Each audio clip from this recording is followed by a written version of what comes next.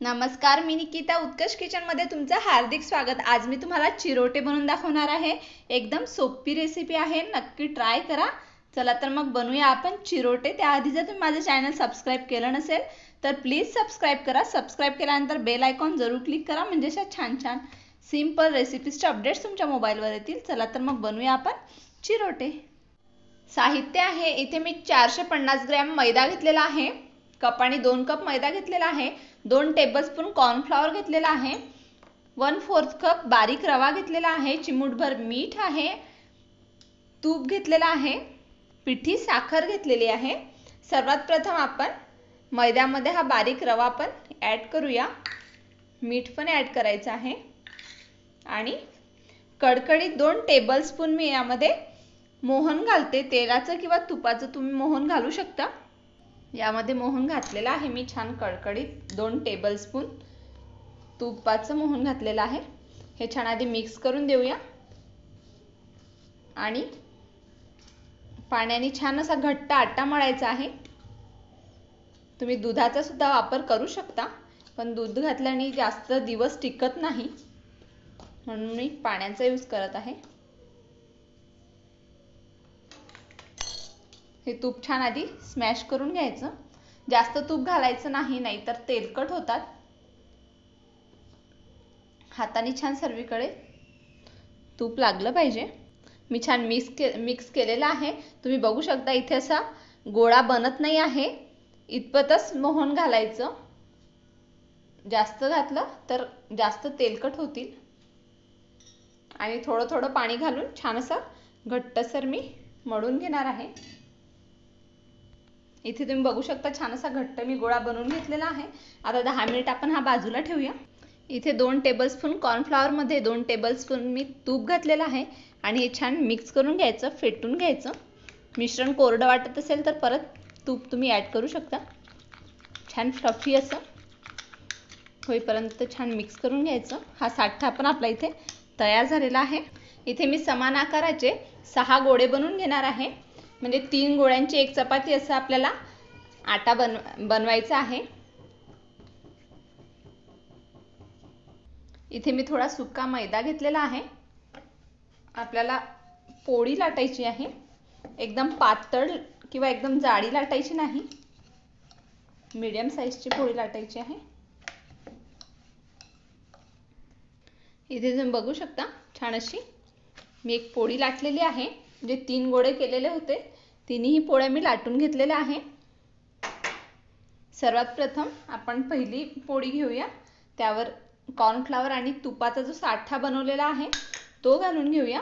हाताने छान सर्वीकडे लागेल असा लावून घ्यायचा।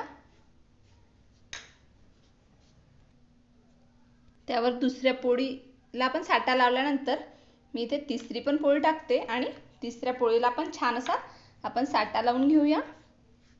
त्यानंतर आपल्याला घट्ट असा रोल बनवायचा आहे, एकदम घट्ट बनवायचा। यामध्ये हवा गेली नाही पाहिजे, म्हणजे छान लेयर्स येतील चिरोट्याला। असा प्रेस करत छान असा रोल बनवून घ्यायचा।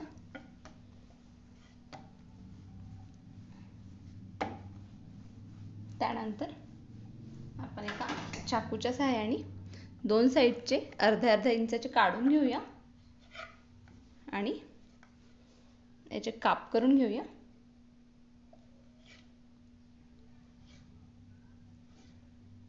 अशा प्रकारे, ज्या प्रकारे आपण खाजा बनवतो तशाच प्रकारे बनवायचं आहे, फक्त थोडी वेगळी पद्धत आहे। तुम्ही इथे लेयर्स बघू शकता किती छान येत आहे। आता हे एका प्लेटमध्ये काढून घेते आणि आता हे आपल्याला लाटायचं आहे। ज्या प्रकारे पुरी लाटतो आपण तशा प्रकारे, ज्या साइडनी लेयर्स दिसतात त्या साइडनी असं प्रेस करायचं आणि हलक्या हाताने आपल्याला हे लाटायचं आहे। थोडं तुम्ही सुका मैदा वगैरे लावू शकता। हलक्या हाताने लाटायचं आणि एकदम पातळ लाटायचं नाही, थोडं जाडच ठेवायची पुरी, म्हणजे लेयर्स छान सुटतात। तुम्ही बघू शकता मस्त अशा लेयर्स दिसत आहे। अशाच प्रकारे मी सर्व पुऱ्या लाटून घेणार आहे.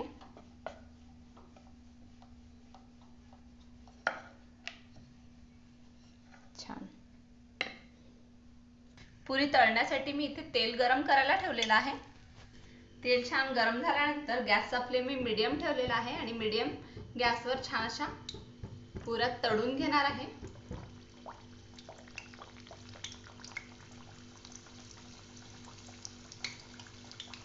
बघू शकता मस्त अशा वरती येत आहे. जेवढ्या बसेल तेवढ्याच टाकायच्या. 1-2 मिनिटानंतर दुसऱ्या साईडने आपण यांना परतून देऊया. मस्त अशा लेयर सुटत आहे. दिसायला खूप छान दिसतात या चिरोटे. हलकासा बदामी कलर येईपर्यंत आपल्याला ह्या फ्राय करायच्या आहे. इथे तुम्ही बघू शकता छान अशा गोल्डन ब्राऊन झालेल्या आहे आणि लेयर्स पण तुम्ही बघू शकता किती मस्त पडलेले आहे. अशाच प्रकारे मी सर्व पुऱ्या तळून घेते आणि काढून एका टिश्यू पेपरवर काढते. हे चिरोटे तुम्ही पाकामध्ये पण टाकू शकता. एक तरी पाक भरून पाक पण यावर सोडू शकता किंवा पिठी साखर पण तुम्ही यावर भुरभरू शकता. अशा प्रकारे पिठी साखरेने पण छान लागतात. तुम्हाला जेवढं गोड आवडते तसं करायचं. दोन्ही साईडने पण तुम्ही करू शकता. गरम असतानाच करायचं म्हणजे साखरेचं पाणी होऊन छान अशी त्यामध्ये मुरला जाते साखर.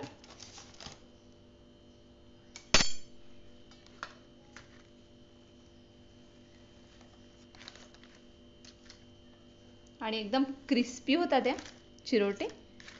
तुम्ही गौरी गणपतीला किंवा दिवाळीला नक्की ट्राय करा.